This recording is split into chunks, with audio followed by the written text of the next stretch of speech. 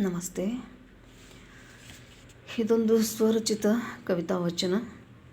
ಬೆಂಕಿಯ ಹಾದಿಯನ್ನು ಮೆಟ್ಟಿ ನಡೆಯಬಲ್ಲೆನು, ಸುಂಕದ ಹಾದಿಗೆ ಹೋಗಲಾರೆನು.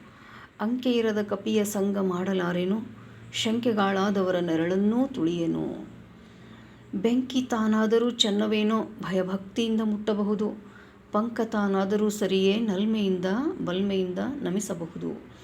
ಶಿಲೆಯಾದರೂ ಹರುಷವೇ, ಕಲೆ ಮೂಡಿಸಿ ಸಂತಸ ಪಡಬಹುದು. ಪೊಲೆ ತಾನಾದರೆ ಮಾರುದೂರ, ಅಪ್ಪಿತಪ್ಪಿಯೂ ಸುಳಿಯಲಾರೆನು. ಯಾರಲರುಹಲೆ ತಾಯಿ ಎನ್ನೆದೆಯ ಒರಲನ್ನು, ಸೂರೆಗೊಂಡಿದೆ ಮನದ ಮುದವ ತಾಳಲಾರೆನು. ಮಾರನುರವಣಿ ಒಡಲ ಸುಡುತ್ತಿದೆ ಹೇಳಲಾರೆನು, ಬಾರದೂರಿನ ಪಯಣಕ್ಕೆ ಹಾತೊರೆಯುತ್ತೇನು. ದಿಗ್ದಿಗಂತವೆಲ್ಲ ಬೆಳಕೇ ಬೆಳಕಿನ ಹಾದಿ ನಡೆಯಲಾರೆನು, ವಾಗ್ಝರಿಯ ರಸಲಹರಿಯ ತಳುಕಿನ ಹಾದಿ ತುಳಿಯಲಾರೆನು. ಬೇಗೆ ತರುವ ಶಾಂತಿ ಕದಡುವ ಆಸೆಯನ್ನು ತೊರೆಯಲಾರೆನು, ಹೀಗೆ ಸಾಗುವ ಜೀವನ ಯಾನವಿನ್ನು ಯಾನಿಸಲಾರೆನು. ಪಂಕ ಅಂತಂದರೆ ಕೆಸರು. ಧನ್ಯವಾದ.